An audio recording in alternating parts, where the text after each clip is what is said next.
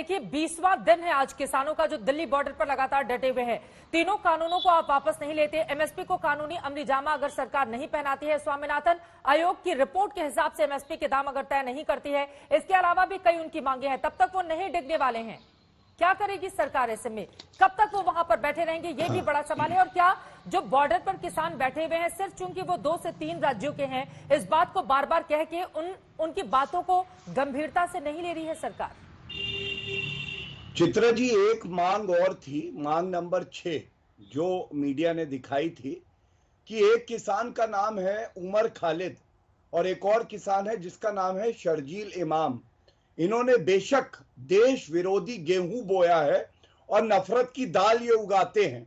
आप मुझे बताइए, इनको छोड़ देना चाहिए जिनकी वजह से 55 लोगों की जानें चली गई।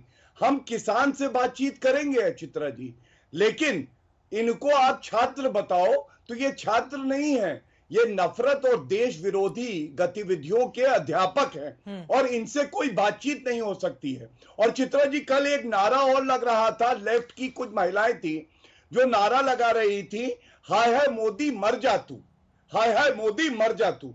मैं पूछना चाहता हूं, विरोध प्रदर्शन का हक तो दिया है संविधान ने, लेकिन प्रधानमंत्री जी के लिए इस तरह के नारे लगाना, क्या ये विरोध प्रदर्शन है? और दूसरी बात, मैं टिप्पणी ले लेती हूं। परविंदर सेठी जी, शिरोमणि अकाली दल तो टुकड़े टुकड़े गैंग कहकर बीजेपी को संबोधित कर रही है, लेकिन जिस तरह के नारे वहां पर लगाए और गढ़े जा रहे हैं, क्या किसानों की ये नारे हैं या वास्तव में ये आंदोलन अपने असल मुद्दे से भटक गया है?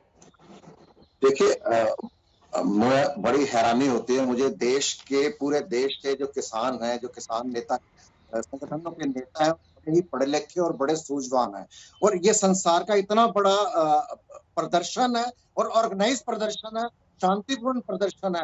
अगर उसके अंदर आके कोई असामाजिक तत्व कोई इस तरह की घटना का रूप देता है, क्योंकि किसान एक दूसरे को जानते नहीं है, वो परिवार नहीं है, बीच में कोई अपना माइक लेके कोई ऐसी बात करता है या प्रधानमंत्री जी के लिए कोई बात करता है, हम उस बात का कड़े शब्दों में निंदा करते हैं। लेकिन आप किसान की बात कीजिए, जो किसान 3 महीने से पंजाब में रेल की पटरियों पे बैठा, फिर उसने प्रोटेस्ट करने के लिए कहा मैं रामलीला मैदान आना चाहता हूं, मैं जंतर मंतर आना चाहता हूं। हरियाणा के अंदर उसके ऊपर लाठीचार्ज किया जाता है, उसके ऊपर वाटर कैनन का इस्तेमाल किया जाता है, उसके ऊपर टीयर गैस छोड़ी जाती है, खाइयां खोदी जाती है।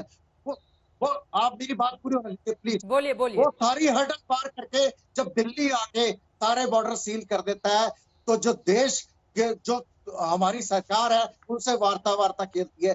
सरकारों की जो किसान है उनकी सबसे बड़ी मांग थी कि एमएसपी की गारंटी होनी चाहिए। देखिए, हम जो बीजेपी के प्रवक्ता या नेता है बहुत चालाकी से उस चीज को चेंज कर देते हैं। हम पूछते हैं आपका नाम क्या है, वो कहते हैं हम खाना खा के आए हैं। वो कह रहे हैं हमें एमएसपी की गारंटी चाहिए, हमें इसे कानून के रूप में चाहिए। वो कहते हैं एमएसपी कल भी थी, एमएसपी आज भी है। परविंदर सेठी जी, लेकिन एमएसपी अब तक कानून के दायरे में था क्या कि जिसको बीजेपी ने हटा दिया है और उसको लेकर विरोध हो रहा है?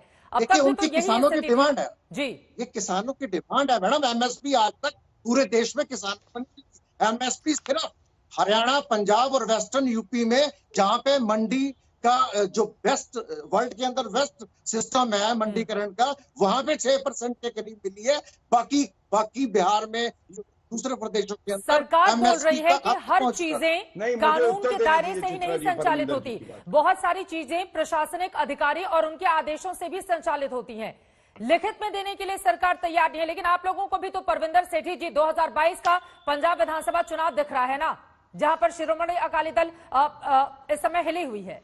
इसी वजह से आप लोगों का भी ये विरोध है जो बीजेपी आरोप लगा रही है। बात का उत्तर दे दूं जी।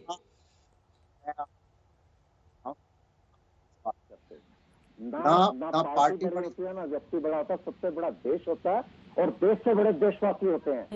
जो चीज देशवासियों के हित के लिए, जो देशवासियों की आवाज है, जो एक धरना प्रदर्शन, एक क्रांति, इंकलाब का रूप ले चुका है, आपको जनादेश की आवाज को सुनना पड़ेगा। आपका ये तानाशाह रवैया, आपका ये अड़ियल रवैया, आपको मैं बता दूं, ये आपको बहुत भारी पड़ेगा। आप अपने कॉर्पोरेट हाउसेस को बेनिफिट देने के लिए, कॉर्पोरेट हाउसेस से आपके क्या एग्रीमेंट हो गए? आपने जितने सरकारी अदारे हैं, बड़ी बड़ी मेरी बात 1 सेकंड की बात करोगे, जिनको बेचते हैं, जो देश की 60%, सर सिर्फ 2 मिनट की बात, 10 सेकंड की बात है, जो 60% इकोनॉमी है वो किसानी में है। उसको कैप्चर करने के प्राइवेट कंपनियां जो देश परविंदर जो सेठी जी, किसान आपकी बात बिल्कुल सही है। किसानों के साथ भावनात्मक तौर पर देश का हर एक व्यक्ति जुड़ा हुआ है, इसमें कोई दो राय नहीं है। किसानों के साथ हर लोग, यही तो सरकार भी बोल रही है कि हम किसानों की बेहतरी के लिए आधुनिक रूप से कृषि को आगे बढ़ाया जाए, इसके लिए ये कृषि कानून लेकर आए हैं। और कुछ ऐसे तत्व हैं, कुछ ऐसे विपक्षी दल हैं जो लगातार किसानों को भड़काने की कोशिश कर रहे हैं अपने सियासी फायदे के लिए। पीएम मोदी भी सीधे सीधे आरोप लगा रहे हैं। बात करते हैं, वाराणसी जाते हैं, यहाँ पे अन्नदाता दाता को भगवान कहते हैं। वो अंधेरे में कोरोना के टाइम के अंदर भरी ठंड के अंदर बैठा हुआ है, वो वहाँ दिवाली मना रहे हैं। आज वो कच्छ जाते हैं, कच्छ से वो कहते हैं आप किसानों के पास जाइए, आप किसानों की बात करिए, उनकी बात सुनिए,